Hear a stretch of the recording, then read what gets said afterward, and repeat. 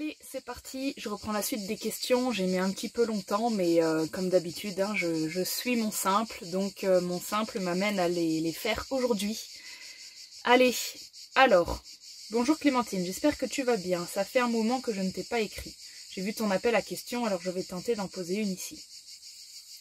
Je me laisse souvent guider par mon émotionnel, pensant que le mouvement de la vie se trouve à cet endroit-là. Je me trompe sûrement car je suis fatiguée. Mes émotions me dominent souvent. Je fonctionne en tout ou rien, et donc sans émotion, je ne fonctionne pas. Bref, si parler des émotions t'inspire, j'ai hâte de t'entendre sur ce sujet et remettre mes émotions à leur juste place. Ok, alors, je me laisse souvent guider par mon émotionnel, pensant que le mouvement de la vie se trouve à cet endroit-là. Est-ce que tu sens le paradoxe qui saute aux yeux dès la première phrase ou pas? Je me laisse souvent guider par mon émotionnel, pensant que le mouvement de la vie se trouve à cet endroit-là. Donc c'est très rigolo d'avoir une première partie de phrase qui dit que tu es guidé de manière émotionnelle parce que tu penses mentalement que le mouvement de la vie se trouve là. À nouveau, c'est pas tant le contenu de la phrase qui m'intéresse que la forme. Ton inconscient a écrit ça comme ça, c'est-à-dire que dès qu'il y a eu l'émotion, il n'a pas pu s'empêcher derrière de nous parler du mental. Les mots sont quasiment collés, on voit émotionnel, virgule, pensant. Tu as un émotionnel pensant. Donc il est probable que sur ton thème astrologique, par exemple, tu puisses avoir un lien entre l'émotion et Mercure. Je me trompe car je suis fatiguée. Alors, moi j'aimerais relier le mot fatigué à la phrase d'après. Mes émotions me dominent souvent. En fait, si tes émotions te dominent, si tu te sens dominé par tes émotions, c'est que quelque part tu es en contrôle. Donc on revient sur la partie plus mentale, ce qui va à l'encontre de ta première phrase qui est « je me laisse souvent guider par mon émotionnel ». Ce que le texte m'invite à t'amener, c'est peut-être de te percevoir différemment. C'est marrant, tu me dis remettre mes émotions à leur juste place, c'est exactement ce qu'on va faire, mais on va remettre ta perception de toi-même à ta juste place. C'est comme si tu te voyais comme quelqu'un d'émotionnel, alors que pour moi, tout ton texte révèle que tu es plutôt quelqu'un dans l'analyse. C'est pour ça que je pense que tu es fatigué, c'est parce que si tu te vois en train d'être guidé par ton émotionnel, c'est que tu es en observation. Les gens qui sont dans l'émotion ne disent pas qu'ils sont guidés par l'émotionnel. Ils sont souvent en fait débordés dans leur émotion. Toi, il y a plutôt quelque chose qui veille à suivre le courant. Donc ce que je vois, c'est que ça n'empêche absolument pas que tu aies une sensibilité forte et que tu aies des réactions émotionnelles fortes. Mais je pense qu'elles sont fortes à la hauteur de ce que elles n'ont pas le droit de sortir en temps normal sous leur forme la plus pure, c'est-à-dire si elles sont trop débordantes, j'ai l'impression que tu vas pas me parler de ça. J'ai l'impression que tu vas me parler d'être guidé par un émotionnel, c'est-à-dire que tu as une visualisation de l'émotion lorsqu'elle est juste, lorsqu'elle est censée t'amener dans des courants tranquilles. Et j'ai l'impression que tu ne veux que cette partie-là de l'émotion, celle qui fonctionne bien. Et que du coup, à partir du moment où elle serait... D'ailleurs, je crois que tu le dis, hein, elle est soit là, soit pas là. Voilà, je fonctionne en tout ou rien. Et donc, sans émotion, je ne fonctionne pas. Moi, ce que j'entends, c'est... Je sais à quoi sert l'émotion dans mon corps. Je sais le moment où elle me fait du bien. Donc, je voudrais que ce soit que comme ça. Et donc, lorsque ce n'est pas que comme ça, lorsque ce n'est pas que fonctionnel, mon émotion, alors je n'en veux pas. Du coup, la vraie formulation de ta structure serait « Je suis de base plutôt dans l'analyse. J'ai un bon fonctionnement émotionnel que j'arrive bien à comprendre. Je suis en accord entre mon mental et mon émotion. Il y a quelque chose qui se passe bien. Il y a quelque chose qui a compris comment fonctionner ensemble, comme un couple qui vraiment marche bien. » Et le moment où le couple commence à prendre de l'ampleur, le moment où il y en a un qui commence à être agressif, à se disputer sur l'autre, je coupe tout. J'arrête l'émotion et là, avec le mental, je vais essayer de... je vais essayer de recontrôler mon émotionnel. Et c'est pour ça que tu es fatigué. Donc voilà ce qui me vient pour toi. Je vais essayer de creuser un petit peu.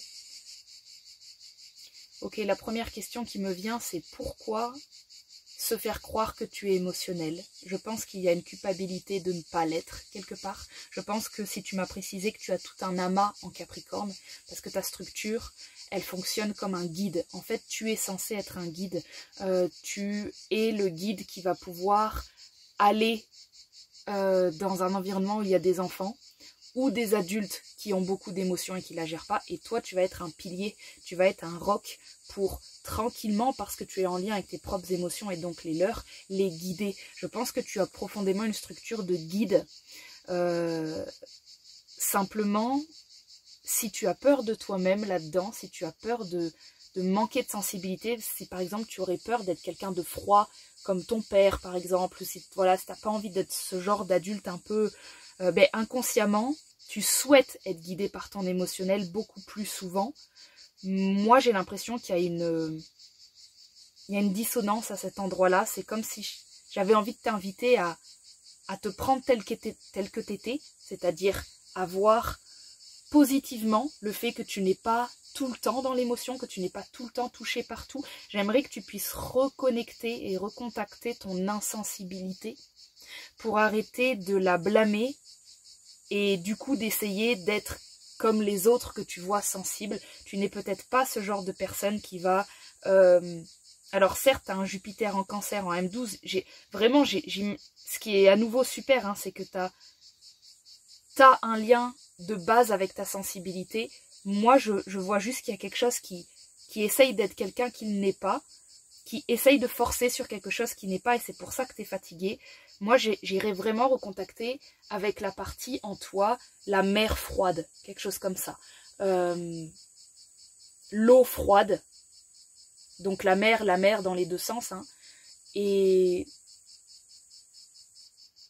trouver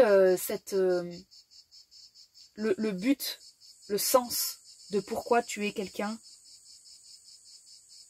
qui, à mon avis, c'est normal que tu sois pas tout le temps dans l'émotion. C'est parce que tu es un guide pour que les autres puissent lâcher leurs émotions et que toi, tu puisses tranquillement les accompagner. Toi, ne pas pleurer quand tout le monde pleure. Toi, garder un centrage.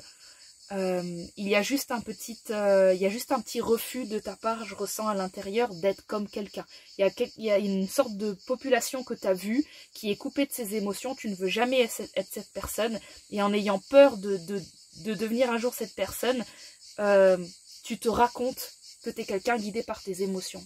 Et je n'en suis pas sûre. Je ne ressens pas ça pour toi. Peut-être que je me trompe, hein, vraiment. Mais moi, je suis en lien avec... quelque chose de stable, quelque chose de solide. Et je crois qu'il va falloir commencer à en jouer, à sincèrement l'assumer en fait, à oser grandir de ça et peut-être devenir ce que tu as peur de devenir pour justement te le réapproprier. Je crois que c'est l'un des karmas du Capricorne, c'est que on doit repasser par ce qu'on n'aime pas, la dureté du travail, pour en fait le rendre doux à l'intérieur. Et là j'ai l'impression qu'il y a quelque chose que tu as peur d'aller visiter, qui est... qu'est-ce qui se passe si tu étais quelqu'un sans émotion? Voilà. Sans émotion, je ne fonctionne pas, je ne suis pas sûre. Moi, je ne ressens pas ça. Je ressens que sans émotion, tu arrives enfin dans un endroit qu'il faut que tu transformes. Tu rentres dans une maison, un manoir qui est un peu hanté, qui n'a pas été nettoyé, qui est froid. Et il est de ta responsabilité d'arriver et de mettre des jolis tableaux, de mettre des beaux coussins. C'est à toi de transformer le lieu. Et c'est comme si sur ton chemin de vie, on te mettait tout le temps des endroits comme ça où il faut que tu amènes de la mère, de la maman. Et c'est un endroit où tu peux, hop, toi tu coupes, tu vas éteindre l'électricité, j'y vais pas, c'est pas pour moi, c'est pas assez chaleureux. Mais oui, mais je crois qu'en tant que Capricorne, c'est à toi d'aller rendre cet endroit chaleureux Prends ça comme un outil, le fait que un moment ça fonctionne, un moment ça fonctionne pas. Prends-le comme un outil en toi qui est une sorte d'interrupteur et qu'en fait c'est génial, ça veut dire qu'à n'importe quel moment tu peux utiliser tes émotions.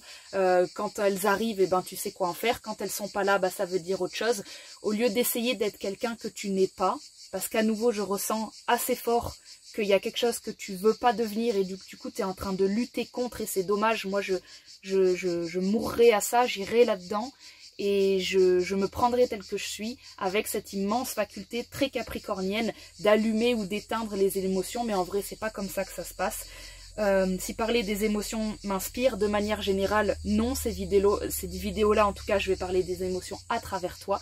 Et à travers toi, ce qui m'inspire dans l'émotion, c'est soit inspiré par tes émotions, soit inspiré par ce qu'elles te racontent. Si elles sont là, elles ont quelque chose à te dire pour que tu transformes quelque chose à l'intérieur de toi. Si elles ne sont pas là, c'est que tout va bien, tu as quelque chose à faire de manière plus analytique. Amuse-toi avec ces deux niveaux. Pourquoi chercher absolument à les faire se joindre avec la tête? Ils vont se joindre naturellement quand chacun a accepté sa fonction et qu'ils ne travaillent peut-être pas ensemble, peut-être pas au bon moment. C'est pas à toi de contrôler ça. Ça va revenir tout seul. Ça va revenir tout seul, leur équilibre, à partir du moment où tu n'es plus en lutte d'essayer de contrôler quoi que ce soit. Il y a émotion, soit dans ta part intérieure qui vit les choses.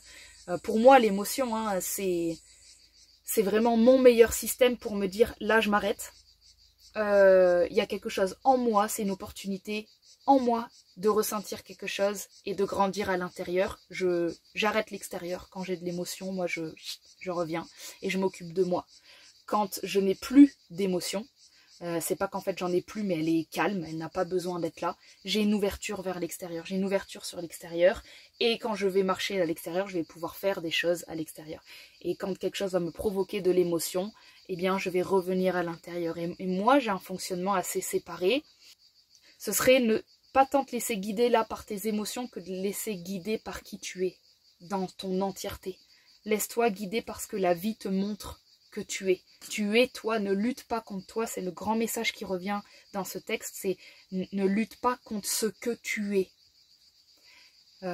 Inutile d'essayer de ressembler à quelqu'un de bien ou quelqu'un d'autre ou quelqu'un qui a de l'émotion. Il y a un fantasme ici sur une peur, sur une résistance. Tu es ce que tu es et quand tu vas pleinement accepter ce que tu es, tu pourras avoir accès à tous tes potentiels et encore plus loin. Voilà, j'espère que ça t'a aidé et puis n'hésite pas à me faire un retour